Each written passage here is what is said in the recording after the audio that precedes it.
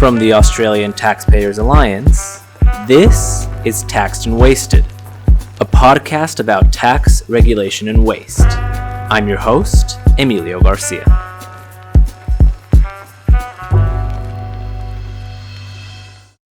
Hello and welcome to Taxed and Wasted by the Australian Taxpayers Alliance. I'm Emilio Garcia. Thank you for joining us.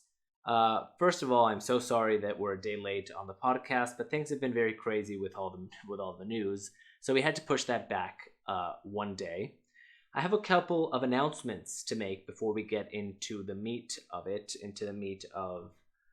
the podcast. Obviously, it's going to be, unsurprisingly, I'm sure for you, it's going to revolve around coronavirus.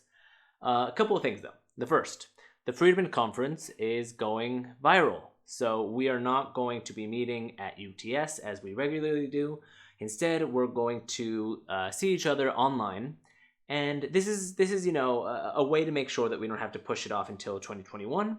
We definitely want to have this exchange of ideas.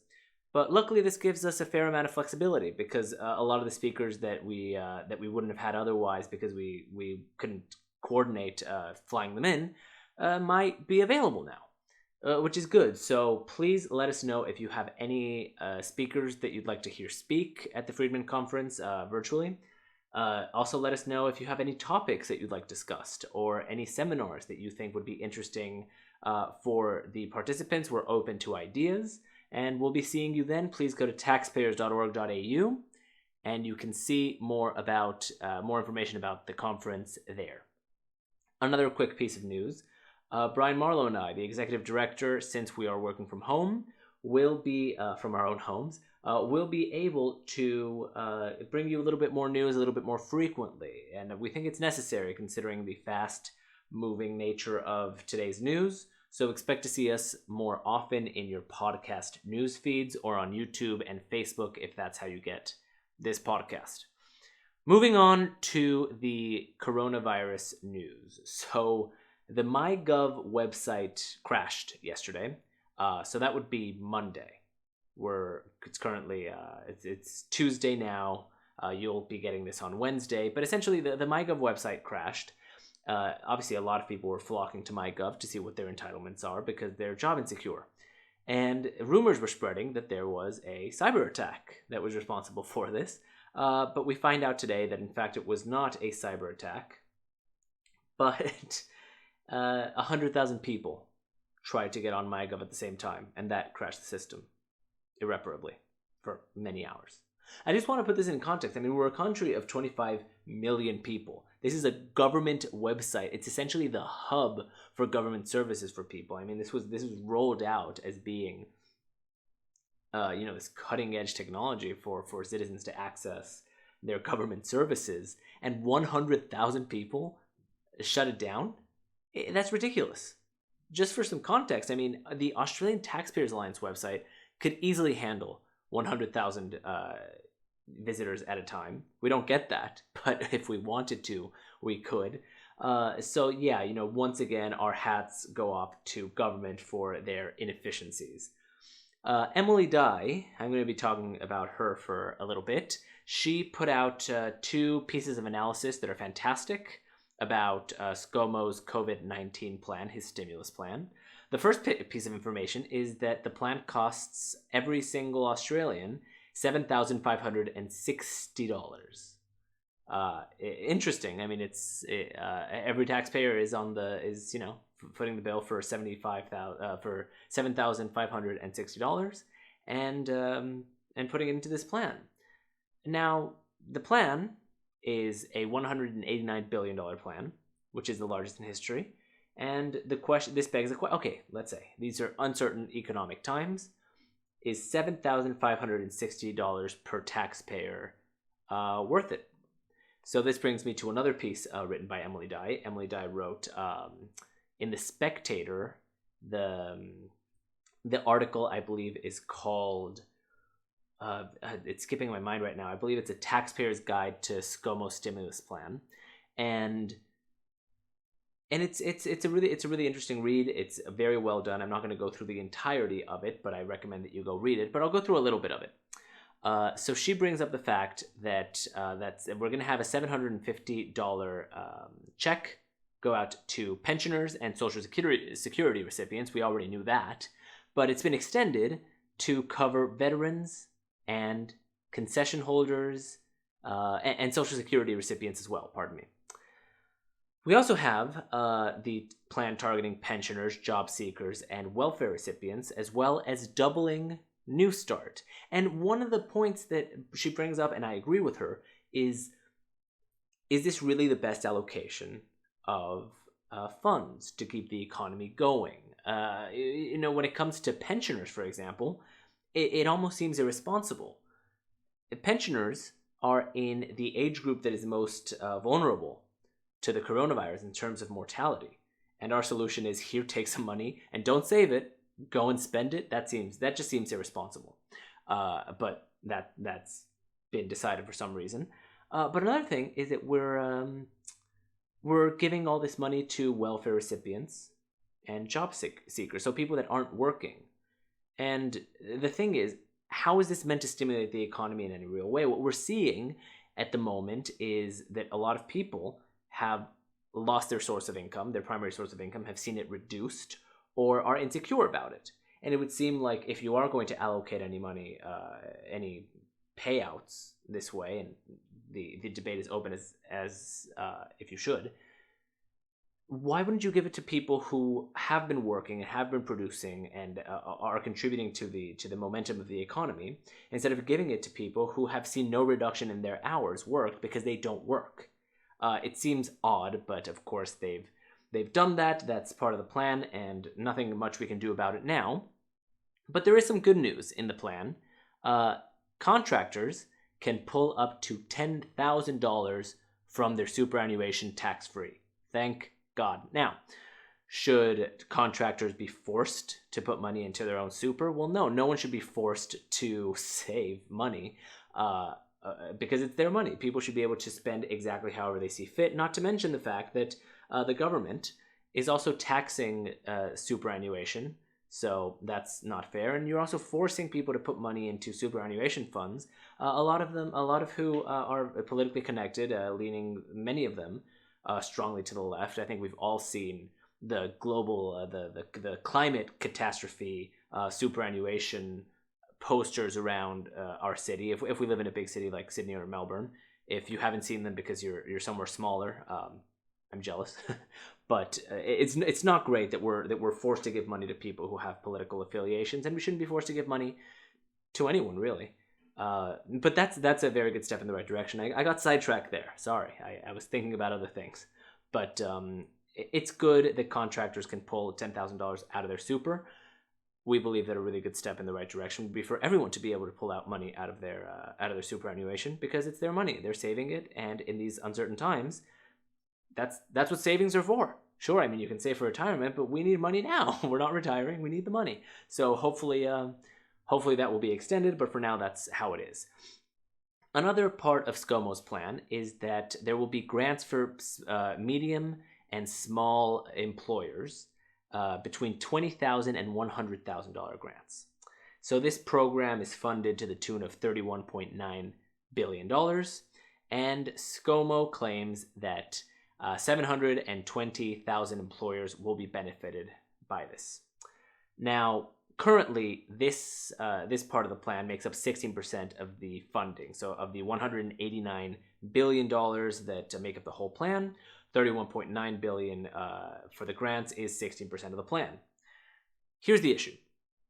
If every single employer got $100,000, so the maximum, it would still make up less than 40%, which begs the question, is this plan really lucid?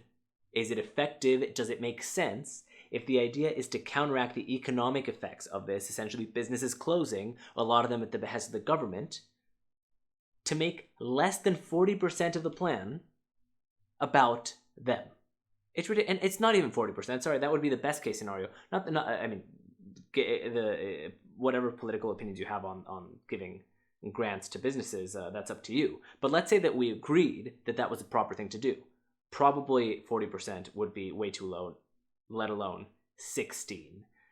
So obviously, this hopefully will save some businesses from going under, at least assist some in scraping by, but not great, not great.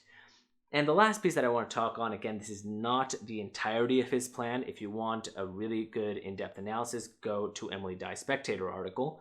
But we have the government assuring, putting down $20 billion to guarantee half of the value of certain loans from banks to struggling businesses.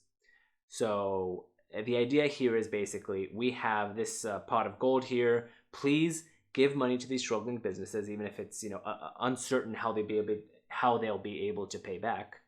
And if they can't, then we'll actually cover it. Now that sounds okay, but if you think about it from the bank's point of view, what you're doing is you're lessening the burden on the businesses to actually pay back their loans. Essentially, I now know that the government is guaranteeing my loan for default. So I don't really, the pressure is not on me as much to pay back the bank. And let's say only a few of the business owners were thinking that way. That still is a disincentive broadly from the banks to give out these loans, because there's a higher risk of default.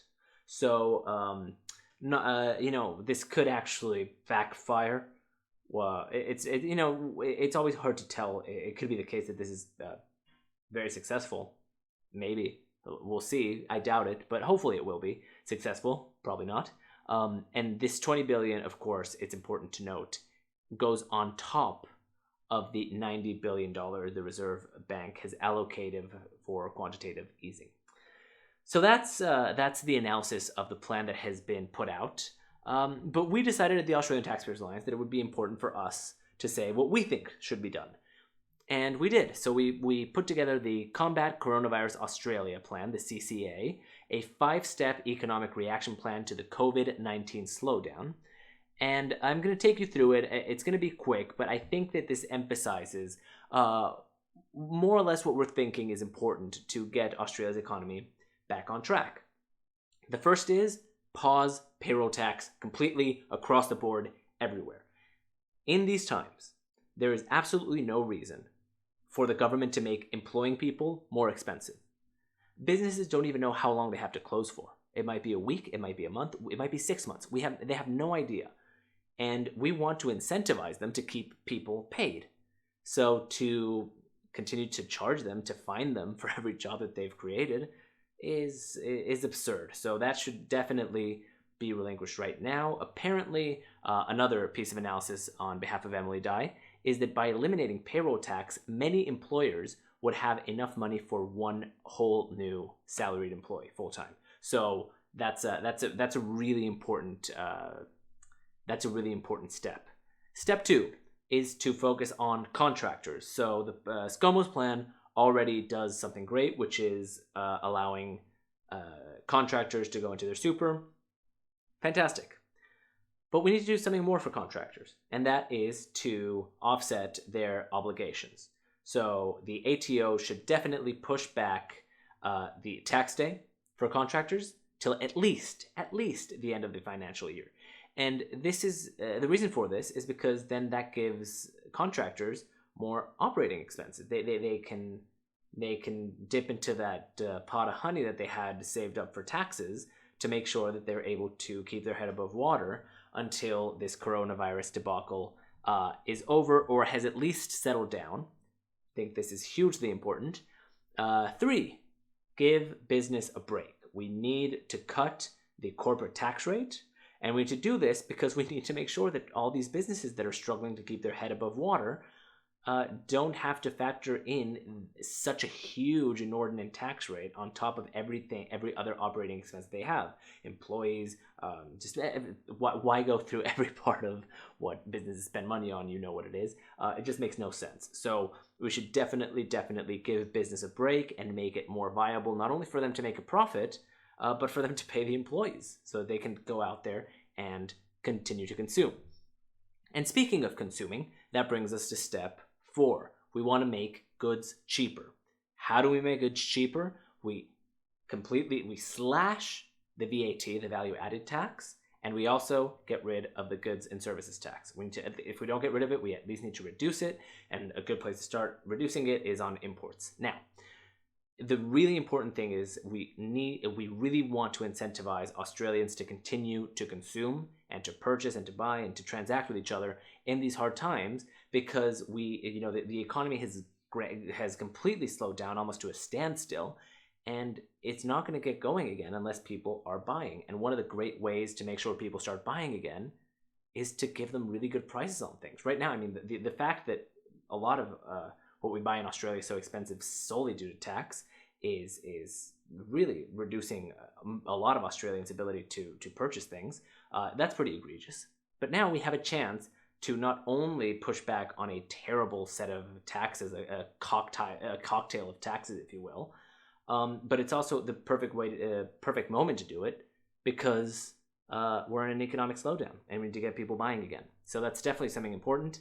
And last but not least, we need to create special recovery zones. This basically means going to a regional, local level and relaxing regulations and putting in place tax incentives.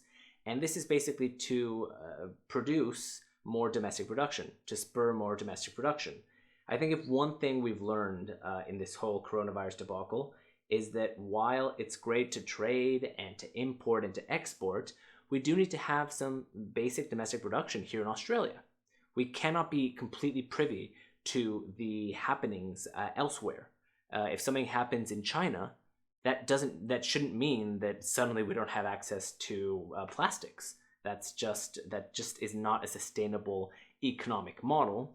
And to bring a lot of that domestic power into the regional areas of Australia would absolutely be a great thing for Australia, not just now, but in the long term as well. So that's more or less what we wanted to bring to you today. I'll be joined next time by Brian Marlow. We'll be bringing you some more news, and also stick around for next week's episode on Tuesday, when I believe we'll be interviewing none other than Amanda Stoker. So that's very exciting. Thank you very much for being with us. Stay safe out there. I hope that the impact of coronavirus is minimal in your life, and we'll see you next time.